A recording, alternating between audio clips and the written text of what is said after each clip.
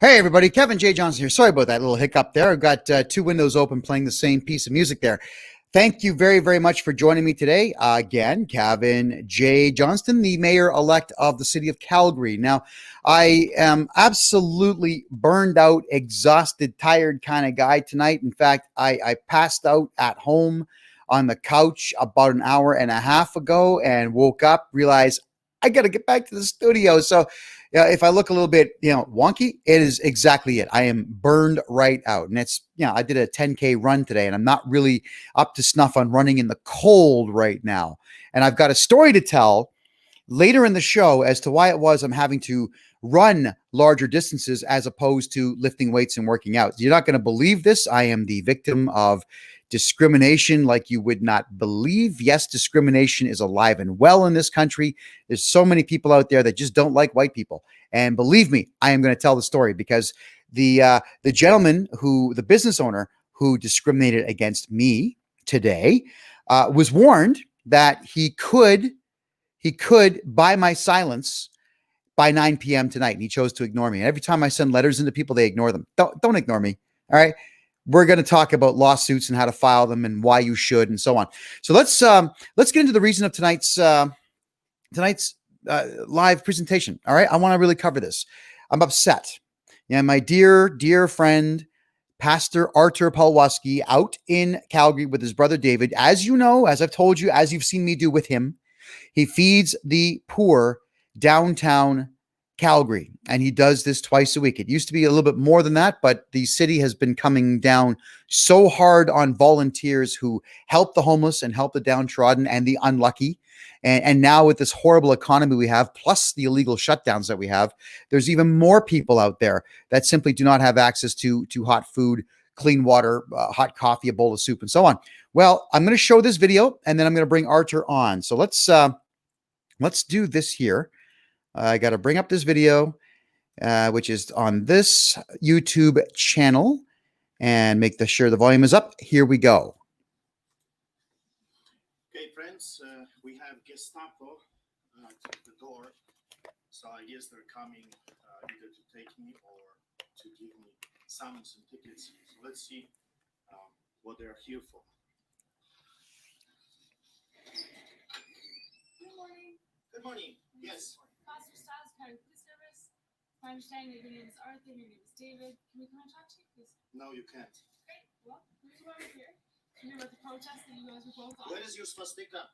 My which Where is your swastika? Swastika. You guys are acting as Nazis, so where are your proper uniforms? David, for you. So, who do you are? I'm looking for David. No. What is your name? Constable Clark Calgary Police Service, badges 5060. And where is your swastika? I don't have one. Well, you're Gestapo, right? Okay. You're Gestapo breaking the law, our rights and freedoms to protest. Have you heard Jason Kenney saying that we have a right to protest? I haven't. Arthur, I'm just going to talk to So you. why are you here? Okay, so the reason why Please I'm get here- out of my property. Please get out of my property. David, these are both your tickets. Court date's on the Oh, 6th. really? Throwing legal documents on the ground? Are you crazy? I will not take them from my No, I told you to go out of my property and then I would accept this. But you're throwing this like to a dog. Make sure you read Who that do you stuff think down. you people are throwing this like to the dogs? So I told you get out of my property and I'll gladly talk to you. Okay. Or you can pay for it online. There are court dates on those tickets. Would you have every right to go and? Well, I asked you to leave my property, right?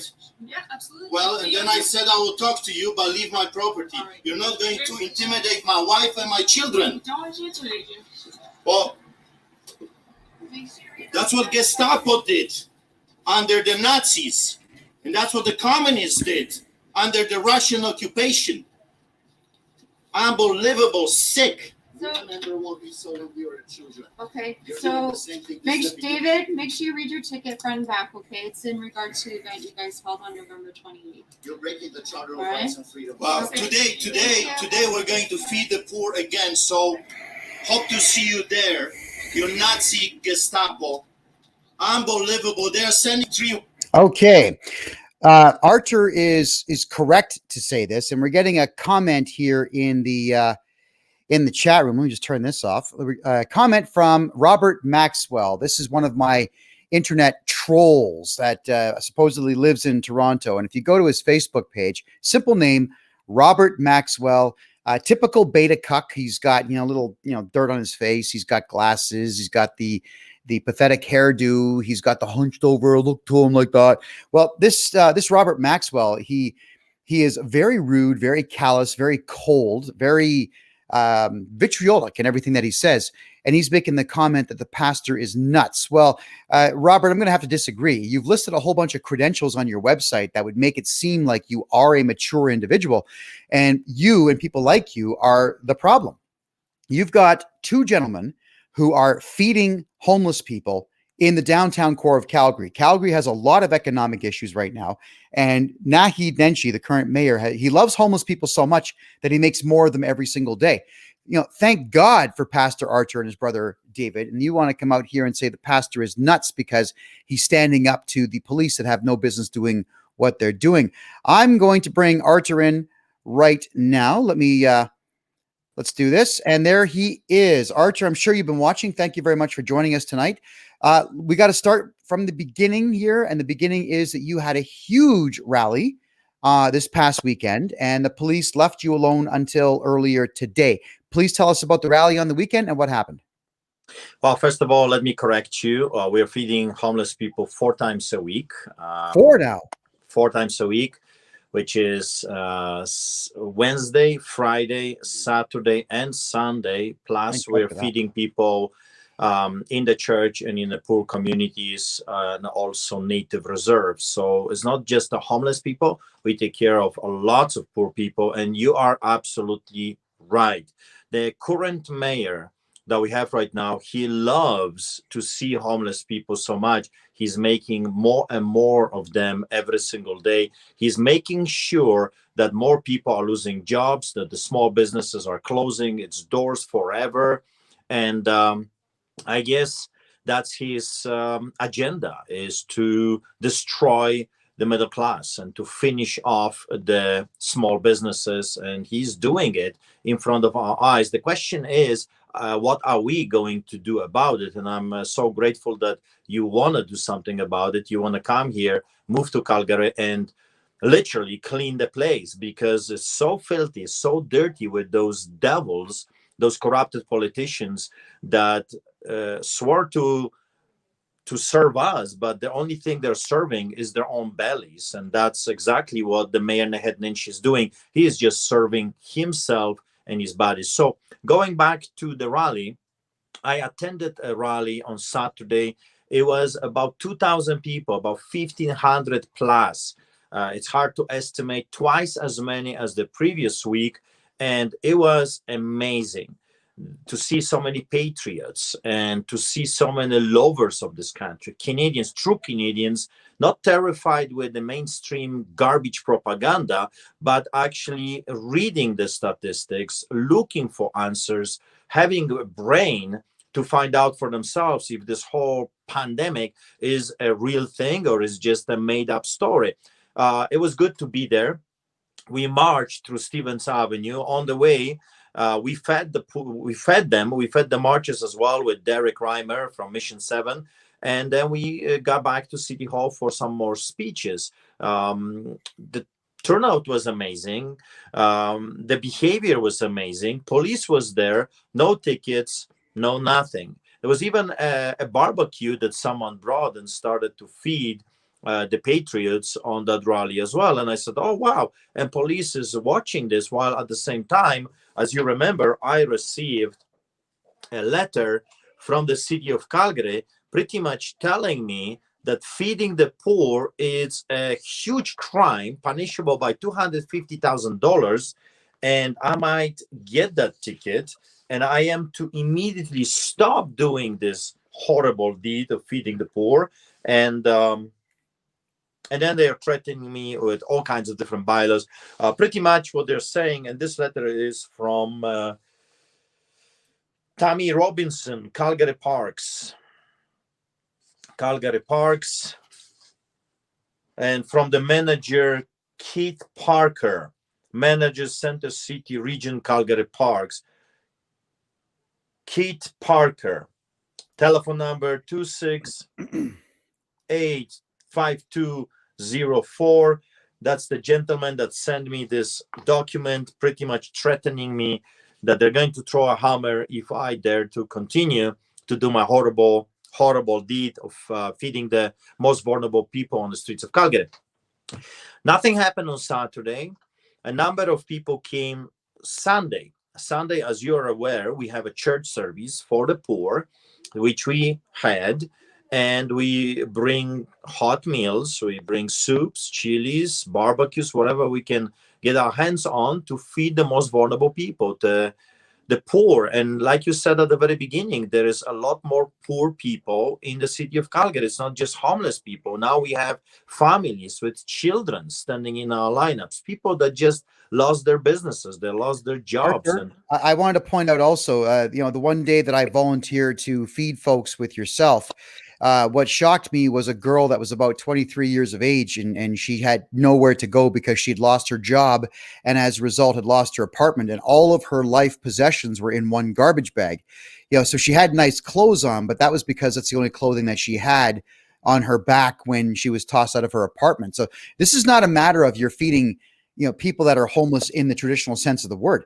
There are so many people now in Calgary that just don't have anywhere to go. And the part that bothers me about that is that in the downtown core of Calgary, and we proved this by walking into all the office towers down there, we're talking 30 to 40% of the capacity inside of these buildings are empty. There are warm places for people to be. But she couldn't care less about that. He's interested in spending a lot of money on stupid art projects and then paying the police to come and harass you. Please, what do you have to say about the occupancy rates in Calgary and the types of people that could be in there? The shocking thing is that those people in City Hall right now have absolutely no idea about economics. When there is a time of crisis, when there's an economical difficulties, challenges, you don't raise taxes. You don't drive the business away from the city. You lower the taxes and you give incentives to the businesses so they can come back to your city, because when those buildings are filled, that means coffee shops and restaurants and every other business you can imagine is going to thrive. But they did opposite, because those people are uneducated buffoons. They don't know how to run the city. They're globalists. They're not interested in the welfare of Calgarians or Canadians. They're only interested in pleasing the globalists and the globalistic agenda, which is elimination of the middle class. So what they did, they jacked the taxes so much that majority of the American businesses and international businesses just left and moved to Houston, to Texas, because it's a lot cheaper to pay, even with American dollars. It's a lot cheaper than to stay in Calgary. I don't know if you're aware, Calgary is the second most expensive city on the planet Earth if it comes to parking, just after Tokyo. They are killing downtown. They are destroying downtown. So, for example, if I want to go to a restaurant, if I want to go with my kids somewhere, my wife, I'm not going to go to downtown, because that's additional $30, $40, $50 on the just on the start to pay for the parking. I mean, that's ridiculous. I paid $42 for 3 hours at the airport. Just, for the record. It's unbelievable. It's shocking. People have no idea what those crazy people at City Hall are doing to our economy, but they are the problem. It's not the COVID that is the problem. It's not even the oil right now that's the problem. It's their taxes.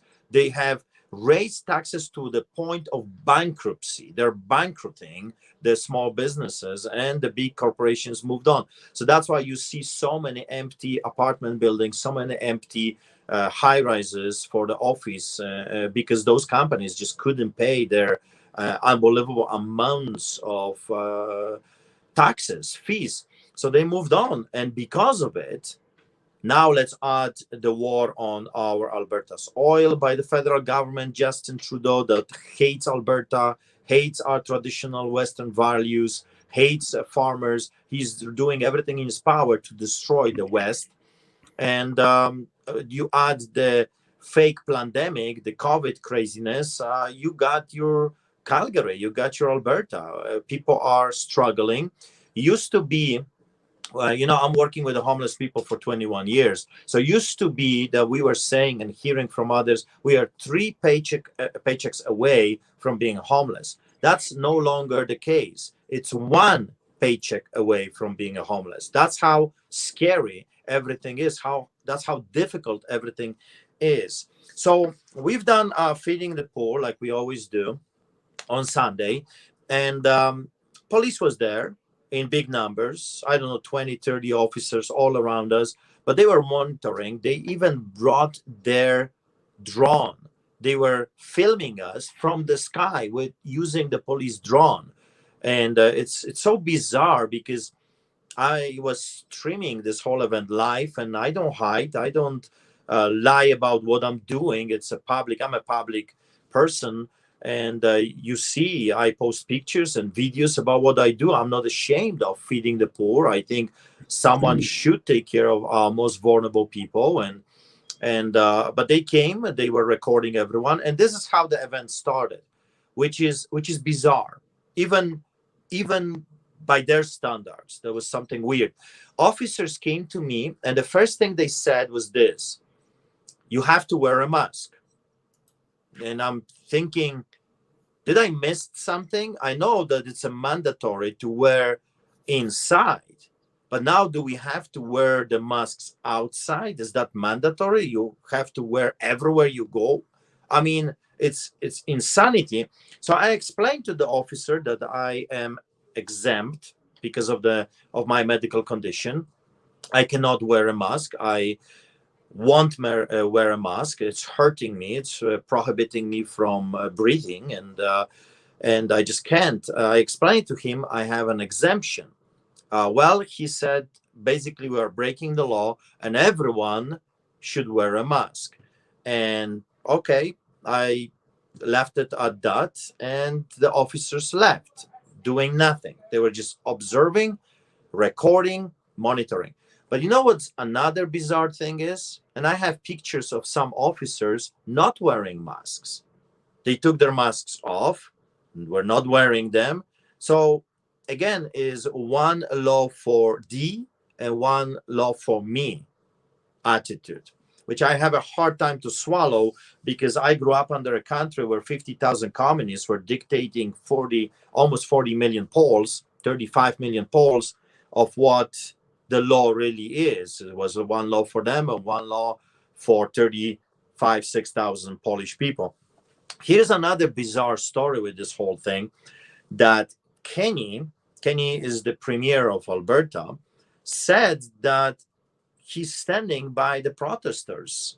And he says that protesting is our charter rights right, is protected under the highest law in Canada. So he's going on and says that the only thing he's asking if we can to wear a mask, but he says he stands by protests.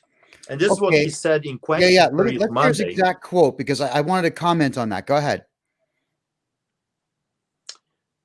Kenny said during the question period on Monday, we ask Albertans to be responsible in their actions. Obviously, when it comes to the constitutional protected right to protest. So he acknowledges, and this is a news from yesterday, it's a mainstream news. He says, I stand for the rights to protest. At this moment, Hinshaw, not elected official, she said, being upset that the conference on Monday, that she has given guidance for rallies and demonstrations, which were published in June. So now non-elected official is telling us how we can protest. I mean, that's crazy idea. Yeah. Okay. So I have to say something on this. Number one is if the premier of Alberta decides he wants to tell you that you have the right to protest, why did he not just get in his car, drive to Calgary, and show Calgarians they have the right to protest? I mean, that would pretty much secure the next election for him if he decided to stand against Nenshi and show his solidarity for the people. So it's one thing for him to bluster out saying, yeah, you have the right to protest, but then he's not acting upon it. And the difference between you and Jason Kenney and you and the current mayor of Calgary, Naheed Nenshi, is you're a man of action. You just go and do stuff. You don't talk about it. You go do stuff. Those two men, and I use that term very loosely, speak and do absolutely nothing. But as for the drone, Archer, this is a national thing. In Toronto, everybody who is watching my broadcast live, both on Instagram and on Facebook, what I showed them, and I was right up beside the thing, is a black SUV with a white camera bowl on top that the Toronto police were using for face recognition. They're doing it in Calgary, and they're doing it here. So if we've got these unelected individuals, like the top doctor in Toronto is the one that had Adamson Barbecue shut down. David Menzies at the Rebel covered this, and it turns out she does not have the authority to do so. So we have these non-elected representatives who are acting not even as advisors. They just write letters saying that this person must be punished, and the police go and do it. Now, why do you think that is? Go ahead. So this lady, Hinshaw, she's the so-called top doctor in Alberta. She's telling us, well, I have given you the guidelines, and it recommends that the space be made for physical distancing or for events to be virtual or drive-in. Can you believe this person? She's telling us, free Canadians with certain guaranteed rights, that if you want to protest, you can do it on Zoom chat. If you want to protest, you can do a drive-in. I mean, you want to protest, get away from the streets and just do a Zoom chat protest. It is important to be able to balance those rights to protest with the need to keep each other safe. Now, this lady is going to be educating us on the Constitution, the Charter of Rights and Freedoms. I mean, that's crazy. And of course, you got the hyenas jumping at Kenney for daring to stand by the protesters. NDP leader Rachel Notley, she says that the behavior of the protesters, the people that were protesting, is irresponsible. It's an irresponsible behavior. To those people who purposely and knowingly put themselves, their families, their communities at risk, this week you own an apology for your extreme selfishness.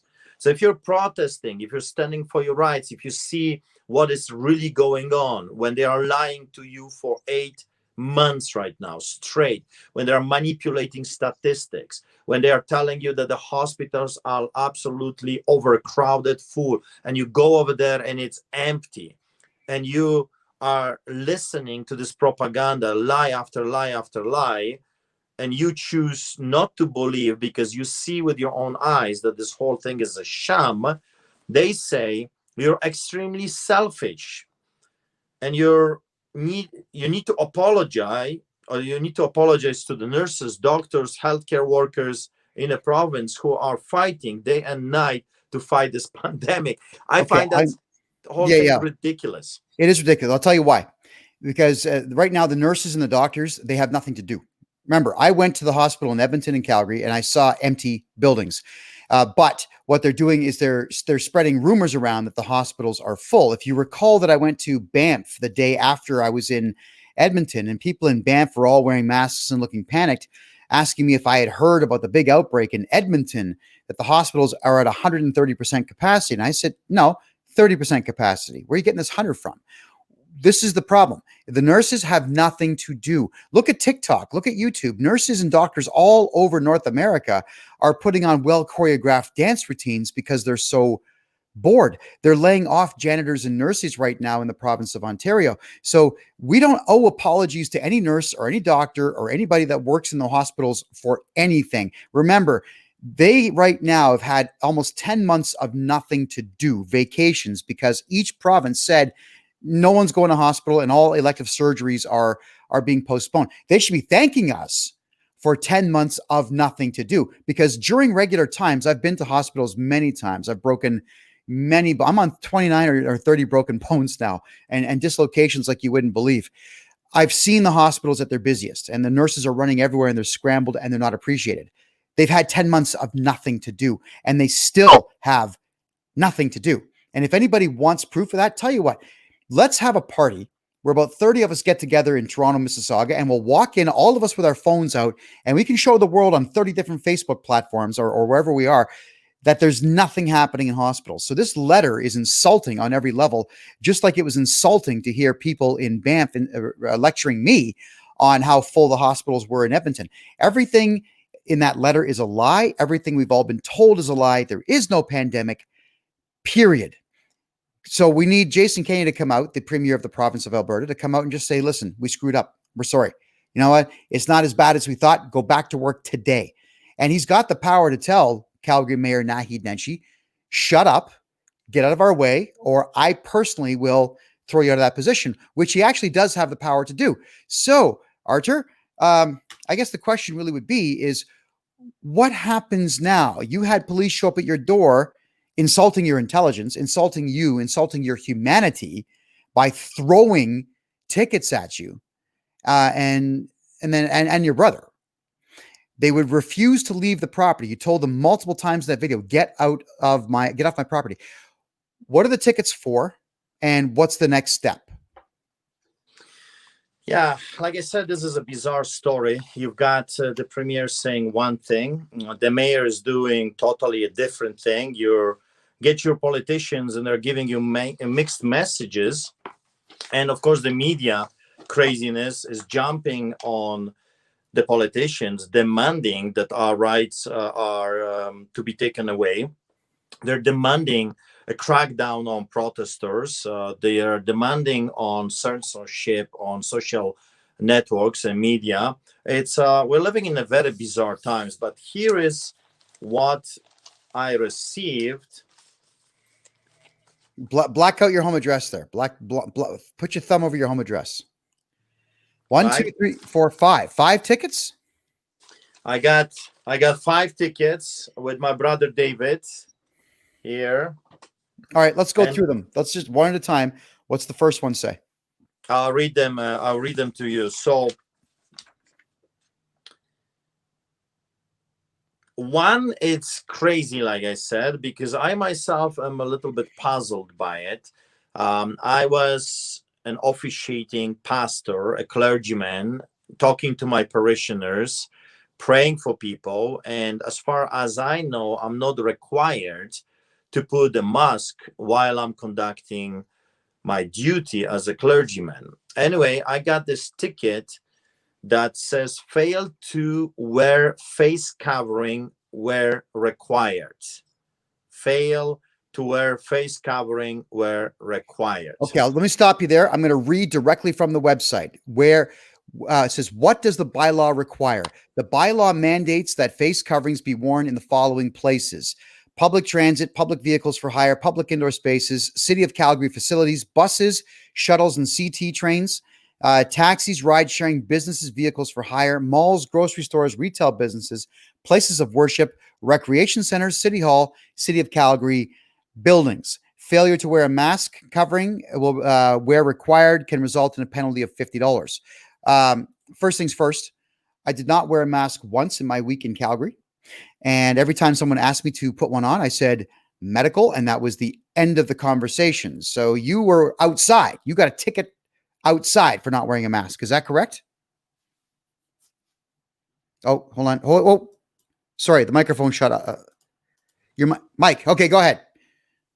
Yeah, and that's the shocking thing, because I did say to the officer at the very beginning, I have my exemption. I'm not wearing a mask because of a medical condition, and that should be the end of story. So the officer in charge came to me and said I should be wearing a mask. Well, first of all, it's outdoor. It's bizarre that they would ask for something like this. But, you know, those laws are changing every 5 minutes. It's hard to keep up with all the dictators and tyrants that we have these days. They're just making up story as we go with this fake pandemic, and they are just inventing more and more laws, enslaving people. So But I said very clearly, and you can watch it on a video. Derek has a video of this because he was recording the Oh, interaction. Derek's story from the Noble Savages. Is that correct? That's right. Okay, that's So- Noble Savages on YouTube. Derek's story and Wayne Peters worked together on that one. Go check him out, please. Go ahead. Yeah. So they were there. They recorded every encounter, everything that was going on. And you clearly can hear me saying to the officer, I am exempt because of medical conditions. So they know that. They have that on the record. And yet they gave me a ticket. You know what I call this? This is malicious persecution. That's what it is. That's actually a criminal offense. Malicious prosecution is a criminal offense within the Criminal Code of Canada. Go ahead. Also, you can face 2 years jail time if you disrupt or interfere while a clergyman is officiating or conducting his services. It's 2 years jail time. It's a criminal offense to interfere with a clergyman while he's performing his duties. And that's exactly what I was doing that day. Can I ask a question? That the way that law is written, that would be anybody. That would be a priest, a reverend. That would be a pastor like yourself. That would be an imam in Islam. That would be any of the instructors within Buddhism or Hinduism. Is that what it means? That's right. And so everybody, wouldn't matter who it is, you cannot interfere with somebody who's offering a service, a spiritual service. That's correct. Why? Understood. Why? Because there was, especially in Canada, for many years, there was this big fight between the Catholics and the Protestants. And I'm sure some of you are aware of what was going on. And the different people were actually storming other people's churches. And they would drag the priests or they would drag the pastors out. And there was a big fight, a slaughter. So the government recognized that we need to protect those people. Just because you believe differently than the other fella, you cannot disrupt this man's religious right while he's conducting his services, legal services to others. This was denied to me. I was interrupted while I was setting it up in the middle of me being in my church conducting my services. Then I got a ticket by those 3 Gestapos that came to my house. And here is the thing. We were together with my brother and his wife and my wife, and we were getting ready to go and feed the poor today. It's Wednesday, 11:30. We feed the poor in front of the city hall. And as we were getting ready, my wife says, police is here through the window. And so I went to get my microphone because I wanted to record this. This is crazy, absolutely crazy. The only difference between this Gestapo and the Gestapo before is this, that the Gestapo in the 30s and 40s would break the door before I would have a chance to open it. Here, they waited, they didn't break the door, but they acted the same way. They have broke the law, they gave me tickets for exercising my rights. I mean, that's ridiculous. The second one I got is this. Individual contravene order of medical officer of health. So that's I call this the COVID ticket.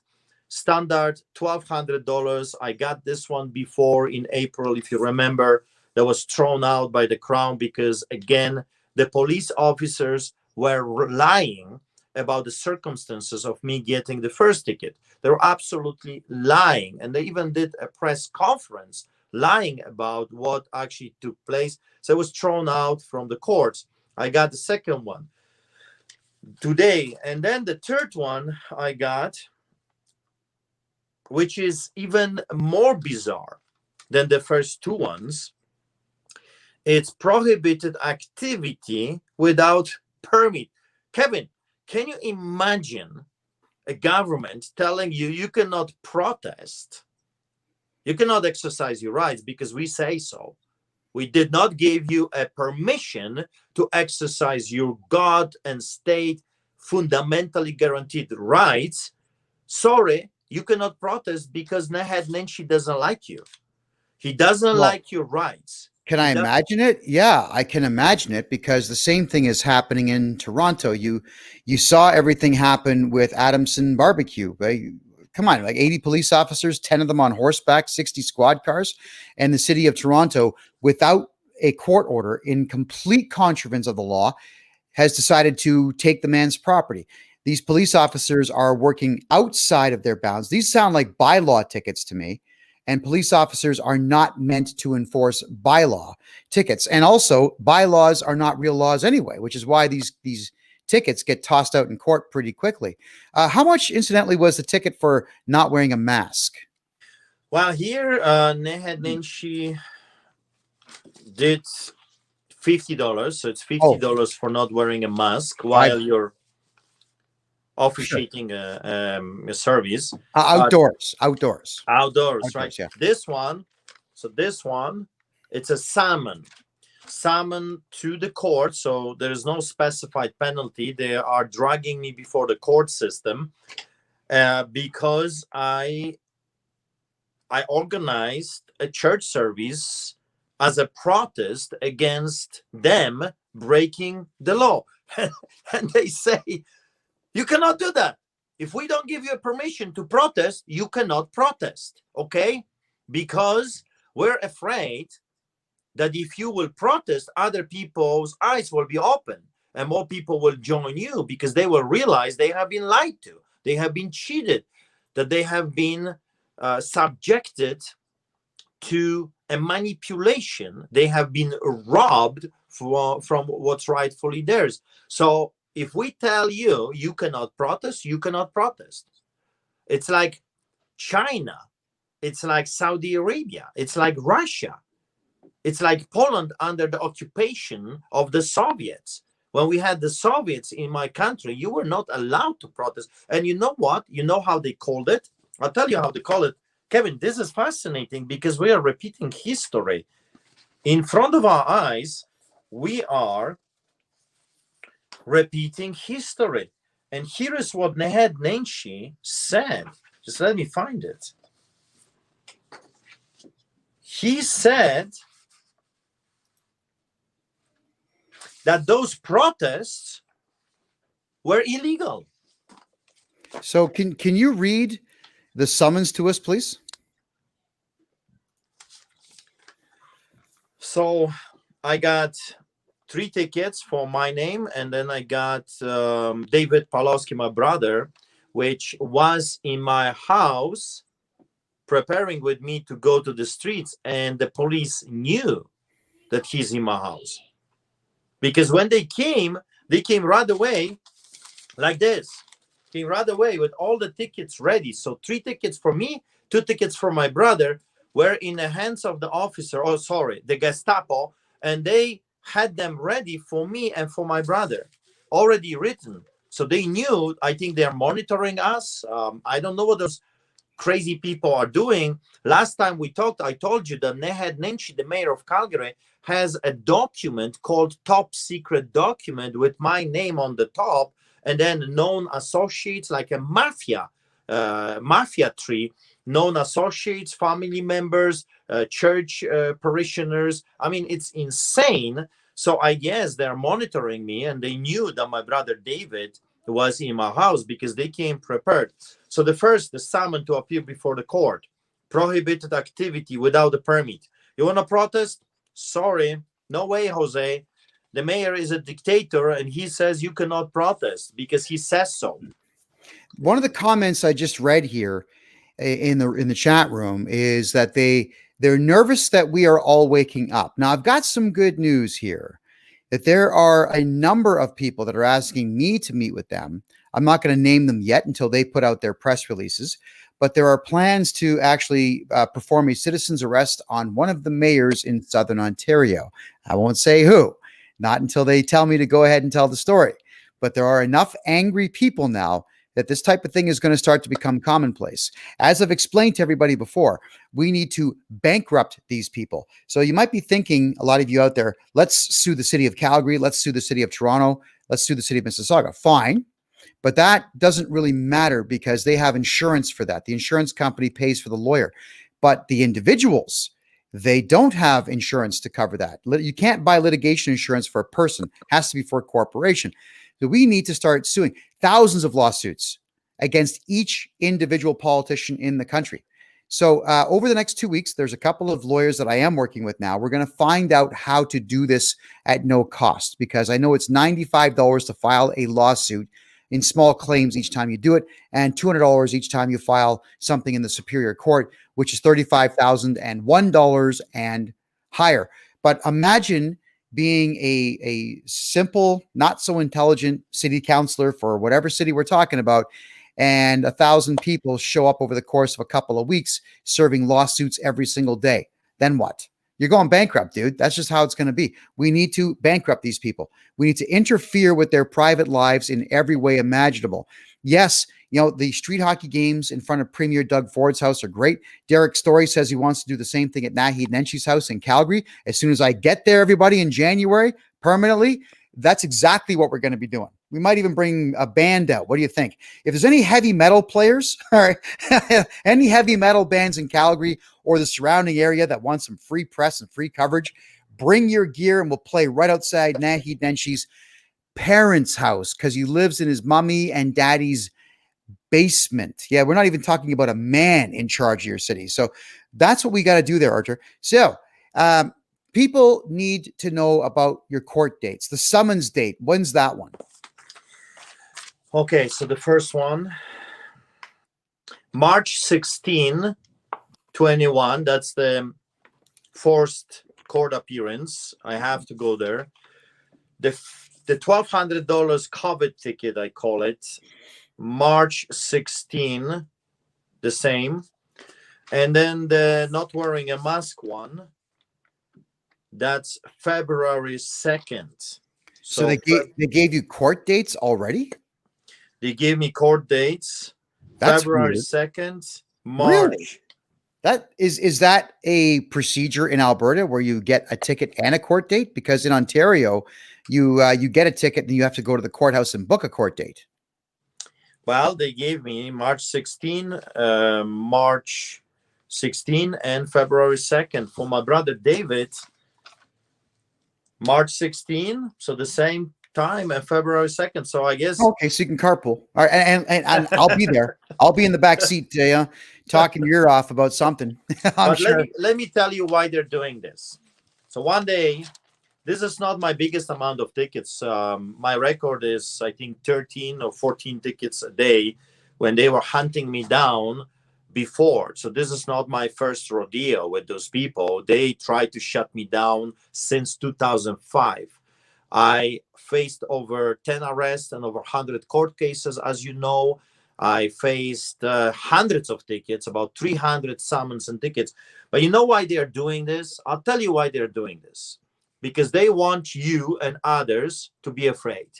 They're saying this: we came for this dude, we will come for you. You're next. If you don't shut up, if you don't keep quiet, if you don't crawl under the bed, I'm coming. We are coming. The Nazis are coming. The communists are coming. The Gestapo is going to knock at your door. So that's why they're doing this. The second thing why they're doing this is because they want you to go under. They want to bankrupt you. And that's why I agree with you. You see, we have to turn the tables. Damn right. They have brought those crazy things on us, and they say, we will finish you off in court. How dare you? How dare you exercise your God and state given rights? How dare you oppose us, dictators and tyrants? If you oppose us, we will go after you. But if the people will wake up, if the people will say, hey, there is more of us than them, and they will turn the tables and go after those people, we will finish them off. We will bankrupt them. So I don't know what is going to happen. I know I need a lawyer. I need to crowd fund. So maybe you can let me know how to do that. I am not very good at raising funds. I have been doing this for 21 years, and pretty much every month I pay to do this. I don't receive salary for many, many years. and I'm terrible at raising money. So maybe you can give me some ideas how I can raise funds for our defense. We will not pay those tickets. We will fight them, and we will keep feeding the poor. Actually, we're going there on Friday to feed the poor, and then on Saturday, and then we will join the rally at City Hall, and then afterwards we're going to feed more people 1:30, and then after that on Sunday 1 p.m. in front of Calgary City Hall we're going to feed some more people. I mean, as long as there are people, Kevin, they need our services, as long as there are people that are hungry and desperate and they need the spiritual help, we are needed. How can they say we are non-essential services while the police are calling themselves essential, firefighters are calling themselves essential, the nurses and the doctors and the politicians and the media personalities, they call themselves essential? How come the clergymen, they're actually saving lives as well? I had today, Kevin, just today, as police was watching me doing my horrible crime of daring to feed the people after I just got all this toilet paper, they were watching me. This guy comes and says, 15 years ago, look, 15 years ago, I was a crack addict. I was a drug addict. And you baptized me in a river and you prayed for me and you gave me hope. 15 years later, I just came to tell you that I'm free. I'm free of drugs. I'm going to post that video. I recorded that, man. And as long as there are people like that gentleman, that individual, we're needed. We are essential services. How can you say that your physical body is more important than your spiritual being? I'm sure you've heard about this lady. She was what, 80 some year old. Just there was a big news. LifeSide News carried the story.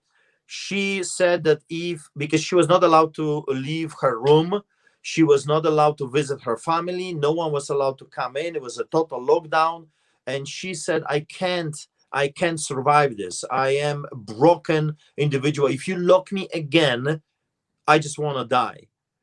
And they said, we're locking you again, and like the rest of the elderly people. And she says, then I just don't want to live. Please put me down. And they did. They murdered this lady in the name of safety.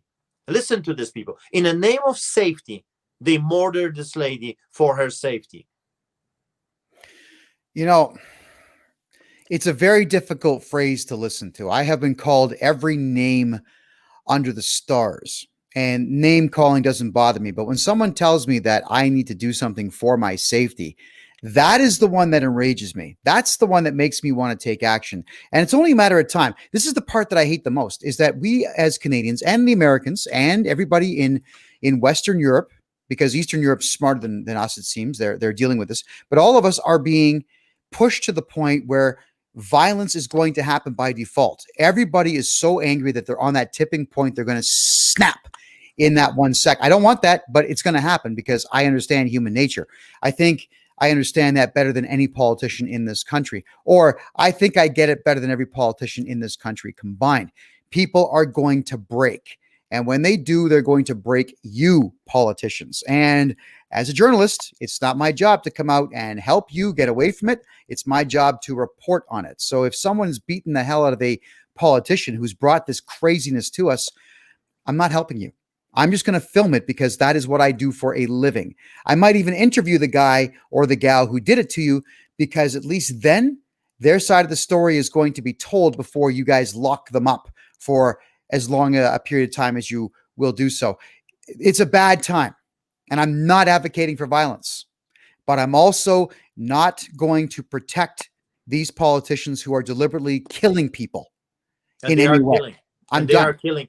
You know what I've heard during the protest last week, which you're absolutely 100% right, which is a sad thing, that they're pushing us to the limits. And this is what I've heard during the protest, that there are some people so angry already, angry because of the perpetual lies, never-ending propaganda lies by the media, that they actually attacked verbally this time this lady from 660 News.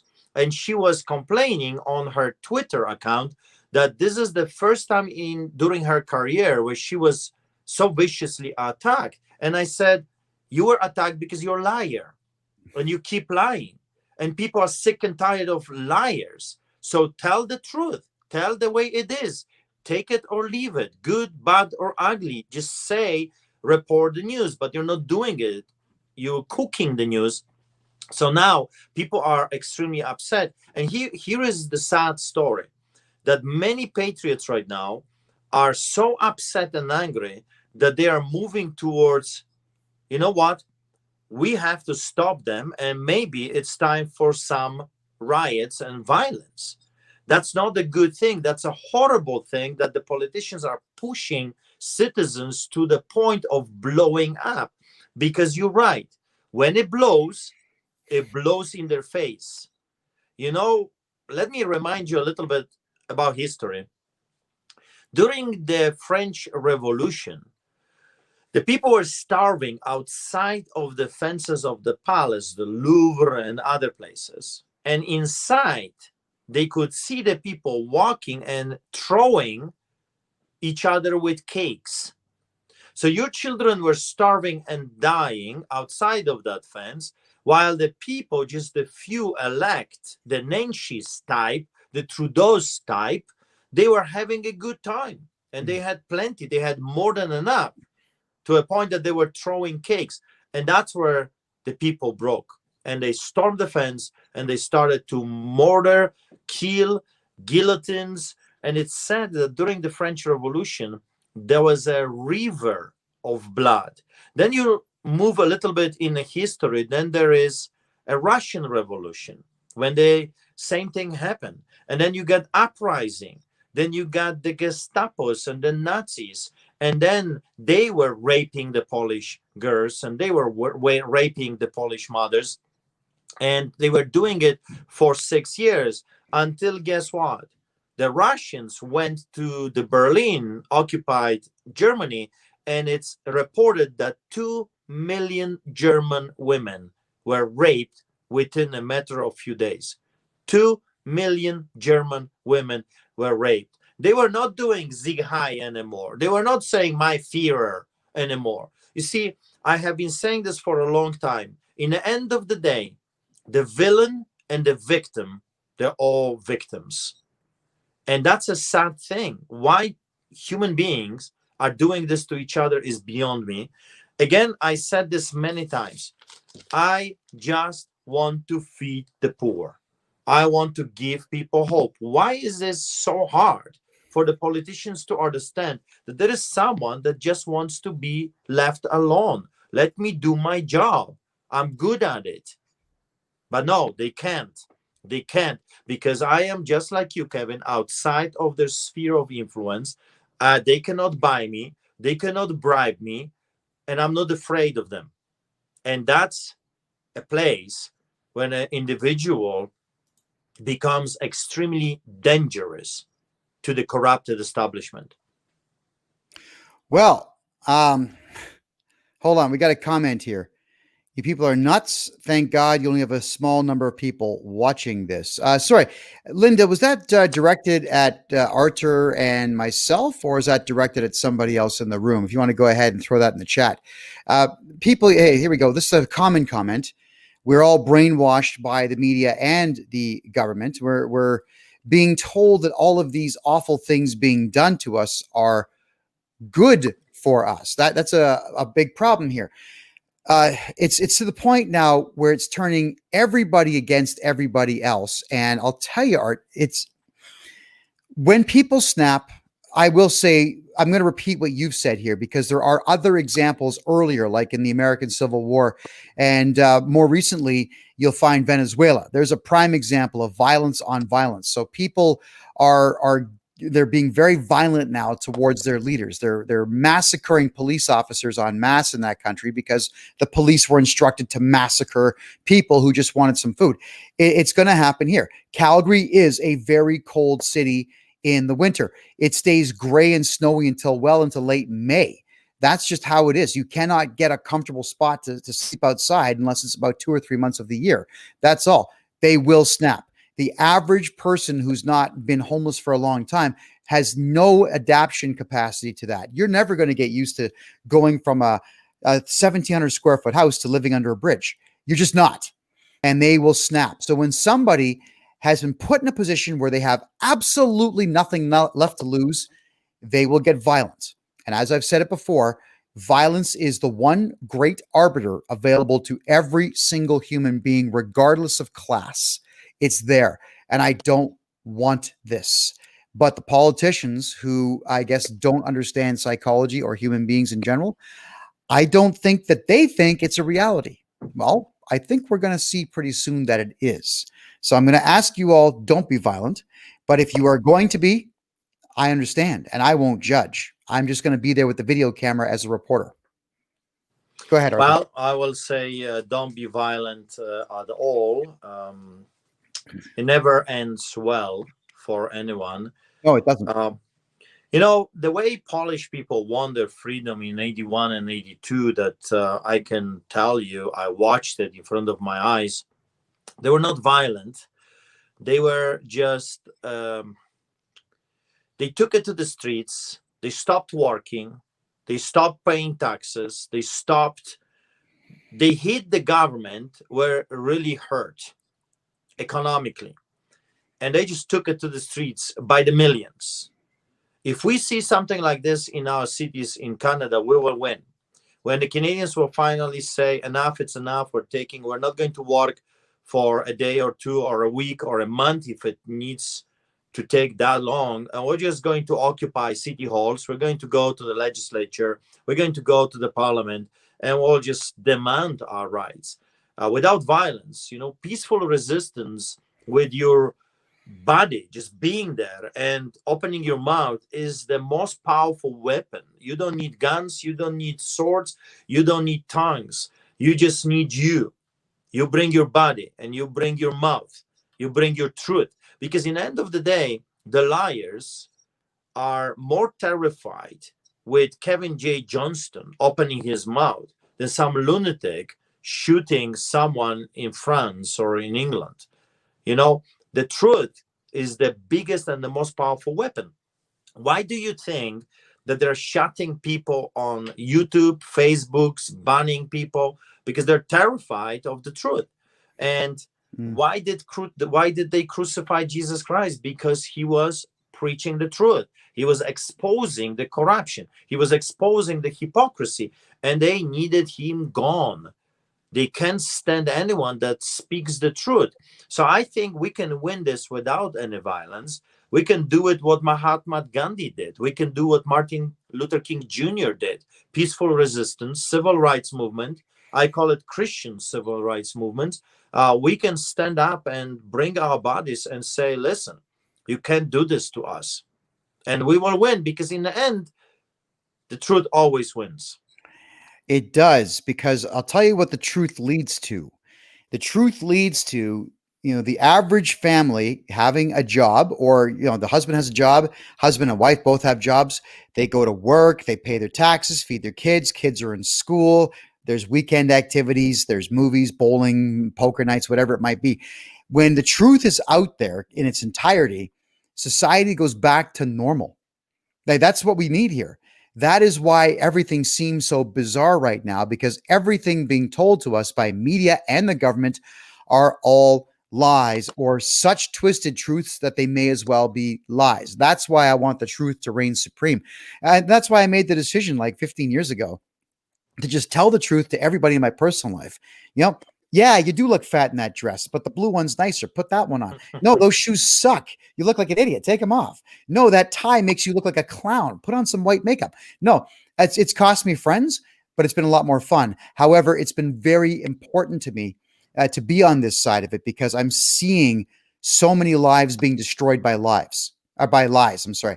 And with you, Arthur, and your brother David, and me, and Michael Arana, and others like us, telling the truth, at least people now are listening and helping to spread that truth. And that's a wonderful thing. And what you do for the people of Calgary is nothing short of amazing. And I thank you very much for it. Well, thank you for helping us. That's the thing I have been preaching this message for the past 15 years. When the first time they came, the police and the bylaw officers and the media turned on me, and the politicians and the mayor and the aldermen started to manufacture false documents and complaints like we talked about last time on your show. I am preaching the same message. We have to unite. We have to unite. We have to work together. I always say to the people, even in my church, I say, you don't have to like me. This is not a popularity contest. You don't have to like my style. You don't have to like my red t-shirt.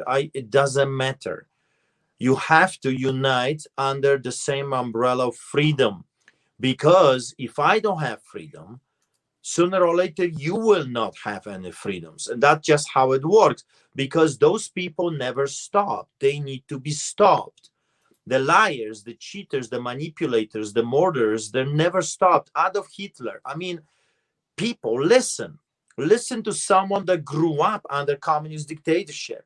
Those people never stop. They will take more and more and more. If Adolf Hitler was not stopped in 1945, he would conquer the entire world. That's just how those people are wired. They're evil, wicked devils. Stalin would never stop.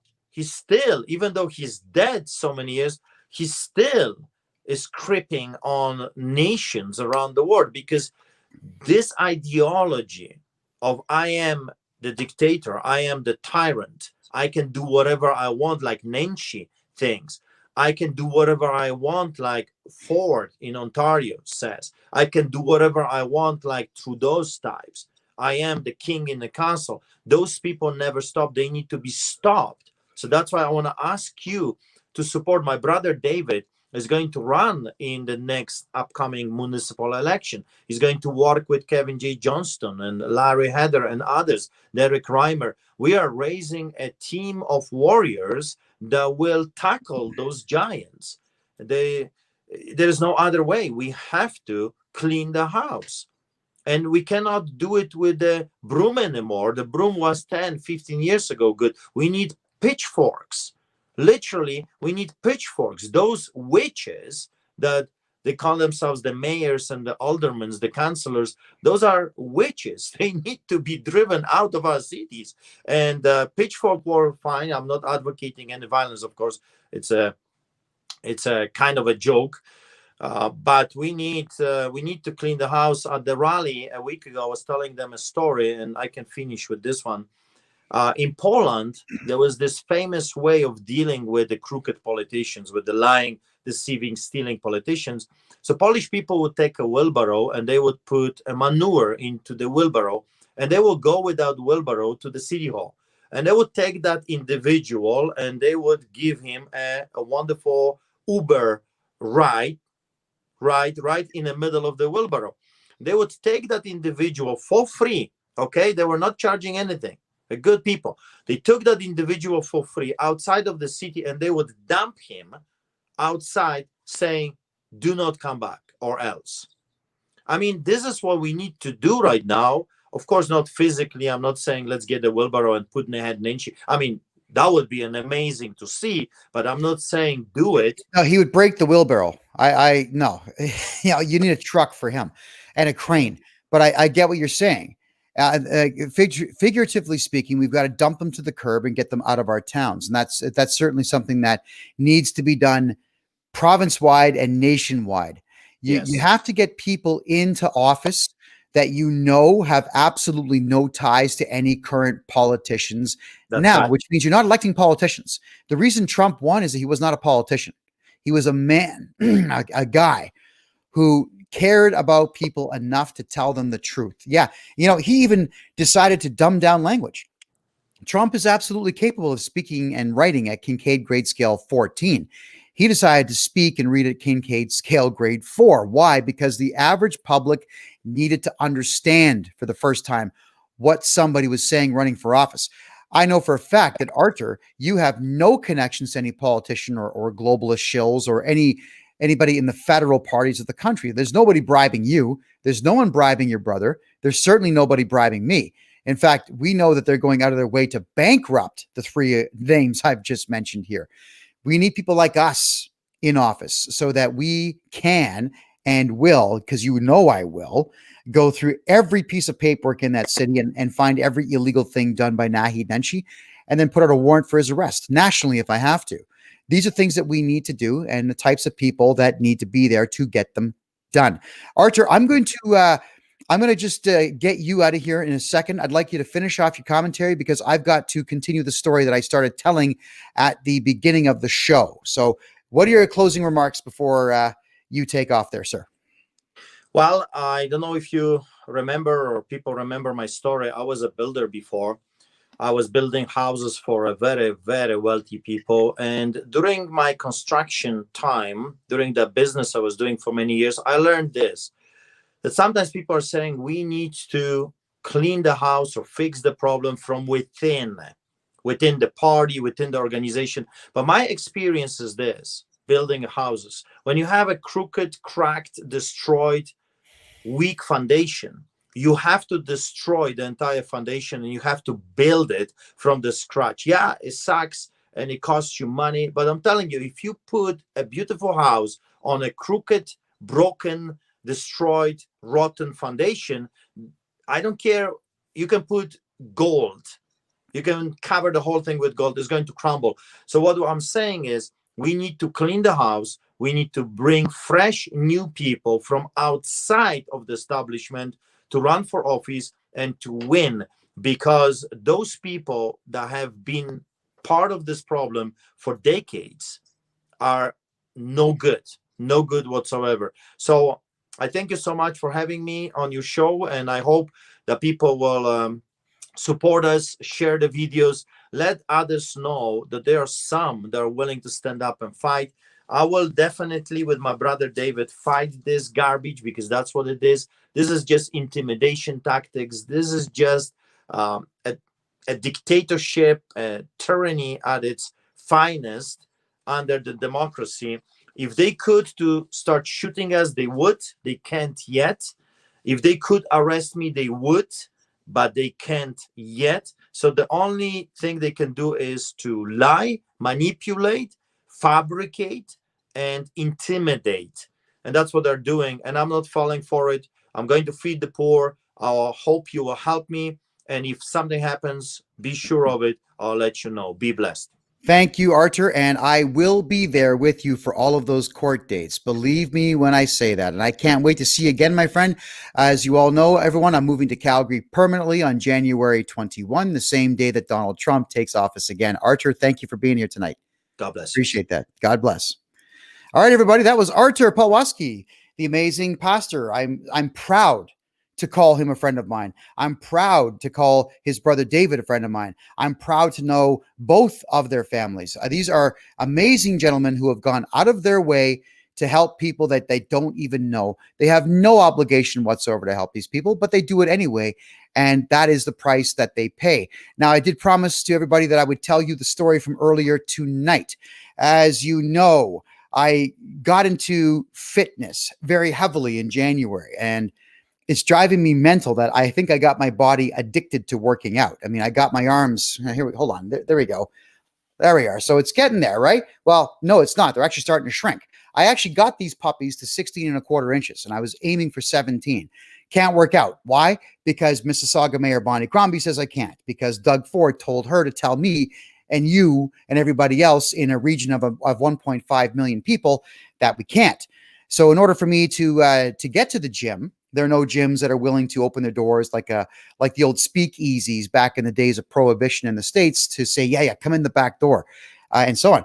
And the bylaw officers in Mississauga are out there in full force stealing money from people. And you know that I broadcasted a couple of their faces on all my social media. And we're going to continue to expose who they are to the public so that when you see them, you know never to open your door to them. They are scumbags. I found a gym. In fact, there was several that I called. Now, regrettably, Lifetime Fitness, I have to add them to the lawsuit that I'm filing because Lifetime Fitness is open in Oakville and Burlington, which are the towns west of Mississauga, but I'm not allowed to be a member there nor enter the building. And do you know why? Well, because I don't live in Halton Region. Right. So their policy, all right, this has nothing to do with the bylaw. This, or no, bylaws are illegal anyway, but it has nothing to do with bylaw or laws or statutes. It's their own policy to discriminate against people who do not live in the town in which their building exists. Not ever considering the fact that Peel Region is just a corporation. Mississauga within Peel Region is just a corporation. Oakville, the city that I was talking about, is just a corporation. So this corporation, Lifetime Fitness, has decided, because its building sits within the boundaries of another corporation's boundary, that they're not going to let me in. They literally told me that on the phone. I recorded the conversation, of course. So then I started phoning other gyms who were the towns of Milton, again, west of Mississauga, and Oakville, west of Mississauga, to see who was open. And I found one, which was a combination of gymnasium and Muay Thai training center. So I called in advance saying, yes, I'd like to come in. We're from Peel Region. I'm disclosing that now. Will there be a problem with me being a Mississauga resident working out in your gym in the town of Milton? To which I was told no. Now, this is how desperate I am for a workout. Okay. I drove 28 minutes to get to the gym. That's, yeah. Yeah, I know. Like, I need to do something. I think all of you do too. When I get there inside the place, he says, I need you gentlemen to wear masks right off the top. And I said, well, medical, if you don't mind. He says, well, I do mind. This is my place. You're going to abide by my rules. I'm thinking, okay, I need to work out desperately. I said, may I pull my shirt over my face? Would that suffice? No. He told me on the phone that that would suffice. So he says, take this mask. I said, I'll hold it in front of my face. Would that be okay? I wasn't going to put it on. He says, fine. So we do the tour. He shows us his bags, the punching bags, a secondary room with punching bags, and a third room with some workout gear. It's a shabby place. It really is a shabby place, but I didn't care. I don't care about the decor. I want to pump iron. So I give him $300 for 6 weeks for my son and for me to go there every day and work out. And then he begins to give me a very difficult, he just barks at me. He takes my money and then yells at me because I'm in the lobby where he told me I didn't have to wear a mask. Then tells me that I only need to wear a mask when I walk from machine to machine. Then tells me I only have to wear the mask when I'm walking from punching bag to punching bag. And as soon as I'm settled, I don't have to wear the mask. Takes my money. I sign everything up and then gets snide. His whole demeanor changes. Well, the demeanor becomes this. We're not going to have a problem, you and me, are we, with these masks? Why would you ask me that? You know, I am the customer. Why would you ask me if we're going to have a problem in a manner to suggest that he knows I'm going to cause a problem for him? It's borderline a threat. And this particular attitude is coming from a man who is a hell of a Muay Thai fighter. You know that I used to box. Let me tell you the truth. A Muay Thai fighter who's trained will always beat a boxer who's trained. Different fighting styles. The Muay Thai is designed for victory at all costs. Not that I'm saying that this guy, I'm worried this guy's going to kick my ass. That's not what I'm saying. But he knows that he's got that powering stature. So he's using the bulk, and he's using, not the bulk. So he's not bulky. I'm bulkier than him, but using that, I'm a Muay Thai instructor. And now that I've got your money, I'm going to give you a difficult time. So let me share the screen here. I'll show you which place we're talking about. There we go. Muay Thai. This is the place here, which is Milton Muay Thai Boxing Gym. This is the guy here. If you look right in the middle, the Asian dude here. I'll switch over to the About Us page. Crew Rommel Alveros. All right. Crew is just instructor, kind of like sensei would be in karate. Crew is your terminology in Muay Thai. So this is where it gets really strange. He begins to get more belligerent. He says, didn't you see I've got a staff member right here in my office and you're not wearing a mask? So I said to him, sir, this is not a matter of I'm looking for an issue. You said I only had to cover my face initially with my shirt and only when I'm walking from machine to machine. You did not tell me that I had to wear a face covering in the lobby. He immediately barks out saying, we're not going to have a problem, you and me, with racism, are we? Or with races, he says, with races. And I swear to God, I thought he was talking about like racing, running to the bag and punching it. I even in my head for a brief second, I thought maybe he's talking about NASCAR. So he's talking about a race of some type. What race is he talking about? And I excuse me, I didn't understand it. He got frustrated that I didn't understand him. To which I said, could you repeat that? He says, we're not going to have a problem with races. There's more than just white people here, Blown away. Not once. I lived in Harlem as the only white guy in the entire building block. I lived in West Philadelphia as one of three white people, on the street. I've been to non-white countries for great periods of time. I have always fit in everywhere I go. Nobody in New York or Chicago or Tampa Bay, Toronto, Montreal, Vancouver, Calgary, Edmonton, no one has ever asked me that question before. Nobody has ever come to me barking out, we're not going to have a problem with races, are we? Strange cat. The problem with what he did is he did it directly in front of two other people, which is called third party in civil law, which is defamation of character. It's a malicious act. It's a tort, T-O-R-T. It's a malicious act that is designed to be humiliating and designed to be accusatory without directly being accusatory, but it still is tort. It still is slander and defamation. So I said, why don't we go our separate ways? I don't think you want me here. That's when he barks out saying, I've read about you. I know who you are. I know that you can be racist. I said, well, you're making your judgments on me based on what you've read in the mainstream media.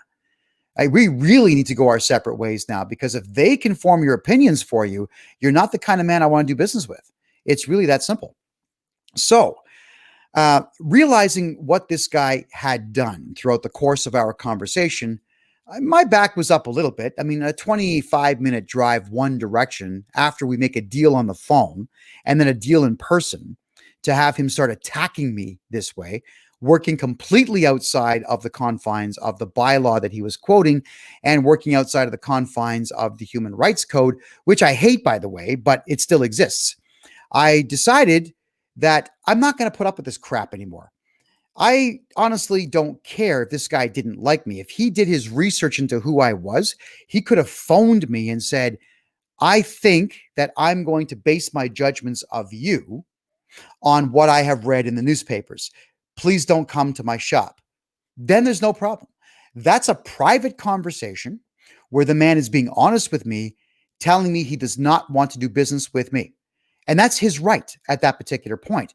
But once I'm in there, once we've made the deal, both on the phone and in person, and he took my money, he took my $300 from me for 6 weeks of gym membership.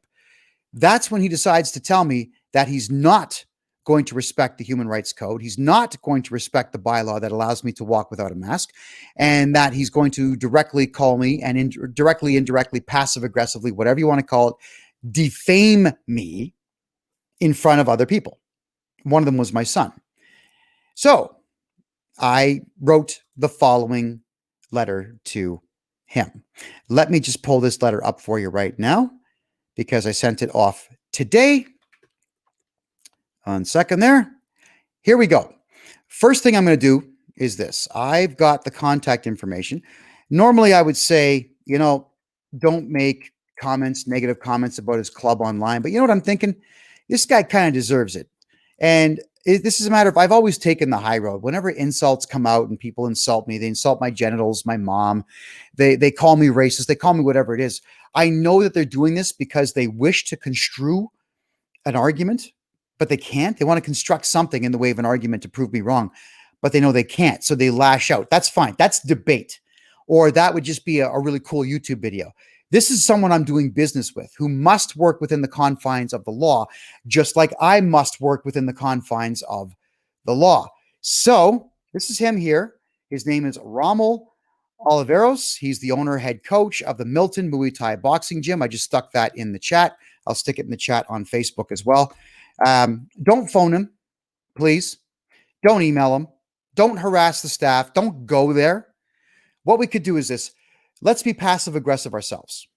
Why don't we see if we can get 20 of you just to make a negative comment about this guy so that we can make our point? I'm not threatening this guy. I'm not going to do anything other than file the appropriate lawsuit in a court of law in accordance to the law. But each and every one of us out there who have access to platforms like this, who are tired of racism against white people and are tired of being abused by people who wish to take what the mainstream media is saying about us and then shunning us, throwing us out of life, telling us that we can't do business with them, telling us that we cannot be respected as human beings because they have preformed opinions based on CBC. No, we can't have that. Not at all. I've always been the guy that stands against injustice. I've always stood against racism. I stand against bullying. I protect people as best I possibly can from bullying like this. I'm not going to put up with it. Yes, this guy can pull my head off my shoulders, but that's not the point. The point here is that he is running his business outside of the confines of the law. He can't do what he's doing. So the letter I wrote, let's read this out here. The subject line, urgent, impending lawsuit for human rights violation / structured settlement offer, deadline 9 p.m. December 2nd, 2020, without prejudice, to Rommel Oliveros, owner, head coach, Milton Muay Thai Boxing Gym, 601 Main Street East, Milton, Ontario, L9T3J2, phone number 905-699-9449. Please don't call him. I'm reading my letter verbatim. That's all I'm doing. info@miltonmuaythai.ca. Again, please don't email him. This is me reading verbatim. It's currently 4:38 p.m. on December 2nd, 2020. As you know, we met an hour ago and I paid you $300 for a 6-week membership. Your demeanor can only be described as crass and vulgar. Your treatment of me, especially in front of my son, was reprehensible and absolutely inexcusable. You are in violation of the following: the Charter of Rights and Freedoms, Section 2. Everyone has the right to fundamental freedoms. A, freedom of conscience and religion. B, freedom of thought, belief, opinion, and expression, including freedom of the press and other media of communication. C, freedom of peaceful assembly. And D, freedom of association. You have denied me my right to Section 2A and 2B. Then, the Ontario Human Rights Code. Accommodation, Section 2. Subsection 1. Every person has a right to equal treatment with respect to the occupancy of accommodation without discrimination because of race, ancestry, place of origin, color, ethnic origin, citizenship, creed, sex, sexual orientation, age, marital status, family status, disability, or the receipt of public assistance. Sounds fair, right? You deliberately and openly mocked and discriminated against my race, creed, and medical condition. It's pretty serious. What if I did that as, a Caucasian? Contracts. Section 3. Every person having legal capacity has a right to contract on equal terms without discrimination because of race, ancestry, place of origin, color, ethnic origin, citizenship, creed, sex, sexual orientation, age, marital status, family status, or disability. My race and my creed were an issue for you today. I do not appreciate racism in any way, and whether you believe it or not, racism against white people is racism. Vocational associations, Section 6. Every person has a right to equal treatment with respect to membership in any trade union, trade or occupational association, or self-governing profession without discrimination because of race, ancestry, place of origin, color, ethnic origin, citizenship, creed, sex, sexual orientation, age, marital status, family status, or disability. You deliberately mistreated me, insulted me, and threatened me based on my creed and my underlying medical condition. And then we go to creed. Under the Ontario Human Rights Code, discrimination because of creed is against the law. Everyone should have access to the same opportunities and benefits and be treated with equal dignity and respect regardless of their creed. The code does not define creed, but the courts and tribunals have often referred to religious beliefs and practices. Creed may also include non-religious belief systems that, like religion, substantially influence a person's identity, worldview, and way of life.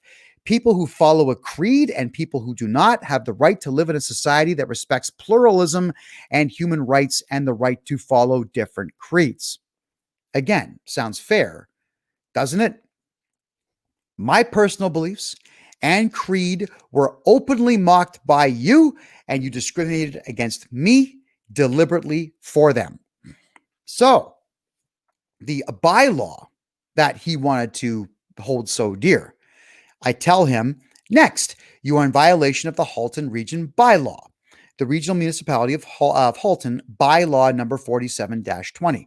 6, in section 6, that this bylaw and the policy shall have the following exemptions from the requirement to wear a non-medical mask, face covering in enclosed public spaces within Halton Region. 1, the person's under the age of 5. 2, the person has an underlying medical condition where wearing a mask or face covering would inhibit the person's ability to breathe in any way. 3, the person may experience a negative impact to their emotional well-being or mental health. That's everybody.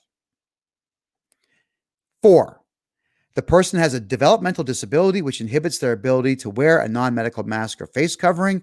If you ask my enemies, that pertains to me. If you ask my mom, maybe the same thing. If you ask half of you, no. All right. 5, the person has a disability whereby the wearing of a non-medical mask or face covering would limit their ability to reasonably communicate with others or otherwise present a hardship for a person or persons assisting the individual. That does not necessarily mean that you actually have a physical handicap. That could mean that you have a stutter and the mask throws your stutter off. It could be anything. 6, the person is unable to place or remove a non-medical mask or face covering without assistance. 7, persons temporarily removing their non-medical mask face covering when necessary for receiving services, such as having a meal or while actively engaging in an athletic or fitness activity. If you read my book, Masks Are Bullshit, I list what athletic activity is. It'll blow your mind when you figure out what it really is. 8. Actually, I won't bother with the employees or agents of because I don't work for the guy. Section 7 of that same bylaw was also violated by you. 7, that no person shall be discriminated against for not wearing a medical mask or face covering due to an exemption.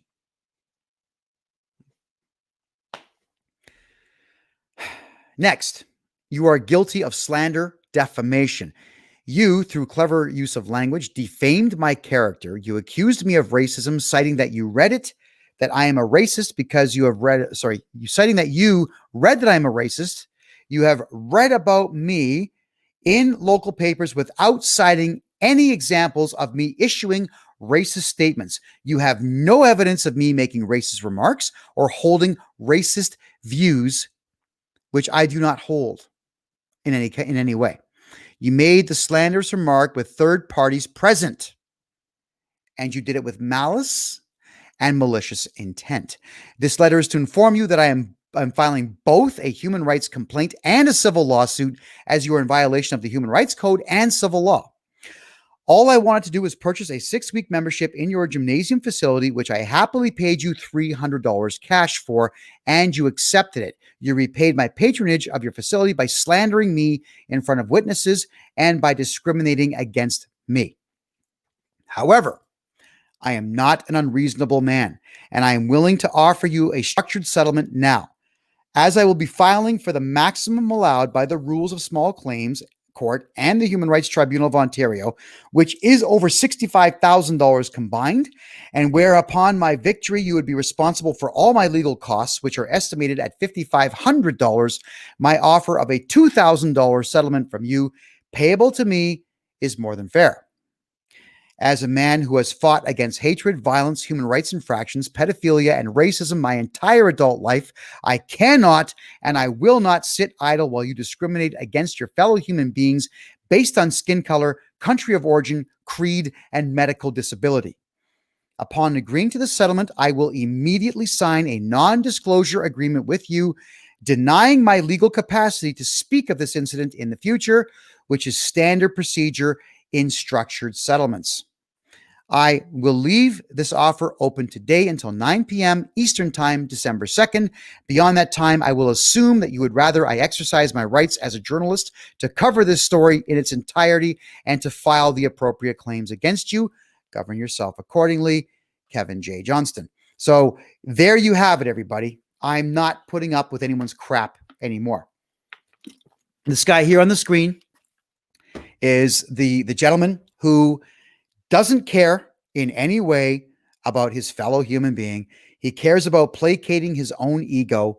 Perhaps he's afraid of the bylaw officers coming into town, but whatever this guy is, whatever his particular problem is, especially with me, his opinions were handed to him by the mainstream media, which makes him somebody who is not intelligent enough to be part of my life. Really, this is a callous individual. So what I want to tell you all here is that I am going to file the suit. It's $95 to file the suit in civil court, and it's free to file the suit with the Human Rights Commission. That's what I'm going to do.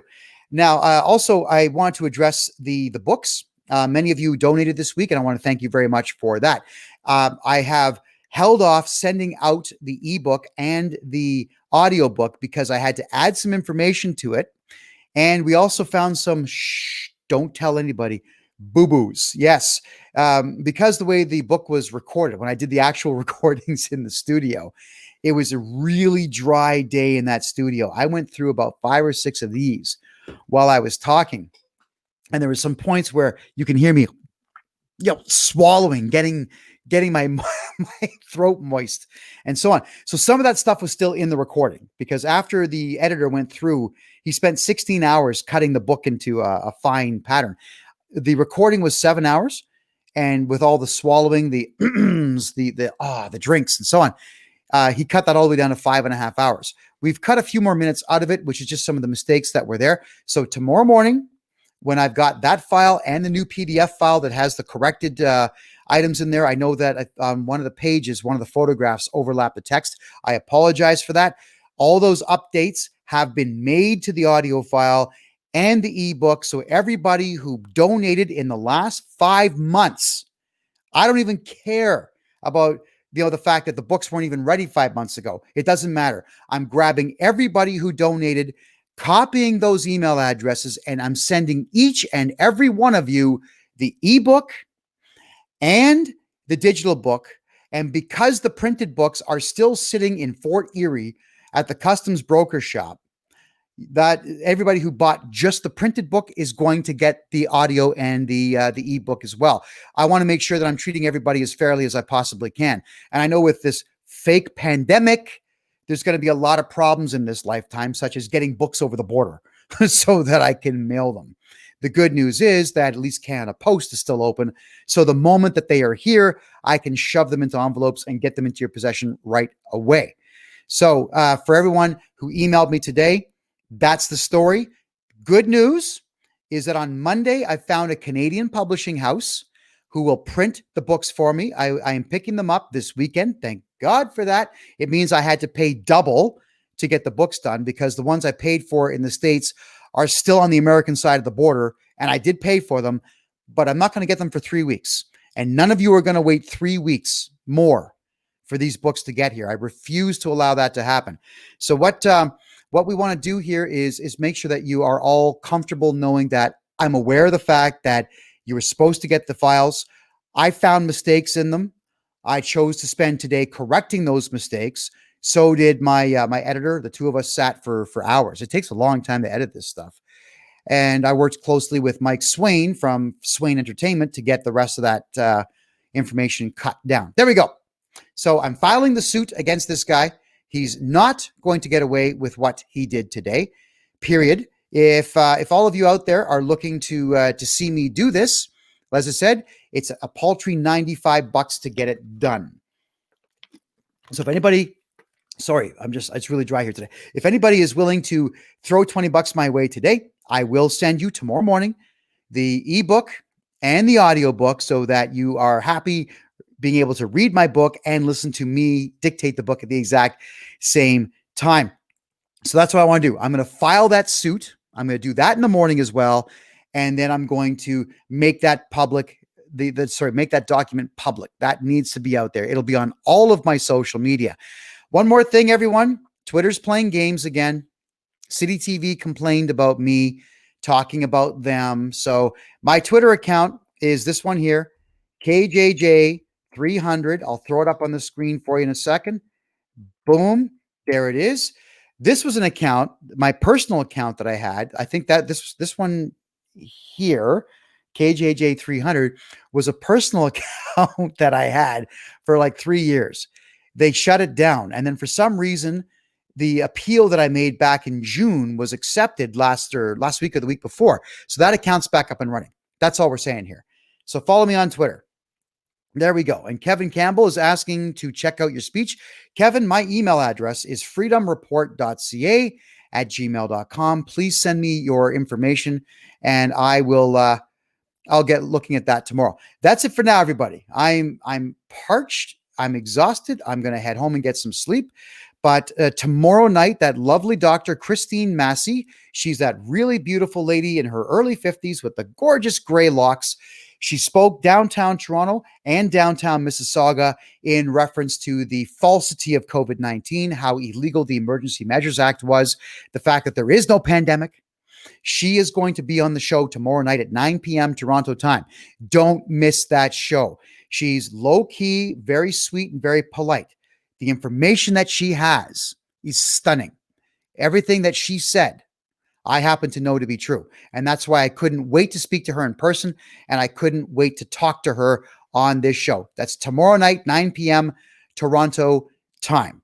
I am looking so forward to seeing you all there. Always remember, all my information will be at freedomreport.ca. That's the more shocking site. And of course, my mayor-run site, as I am Calgary mayor-elect after all, is kevinjjohnston.ca. Tomorrow night, 9 p.m. Toronto time. I cannot wait to see you there. I love you all and good night.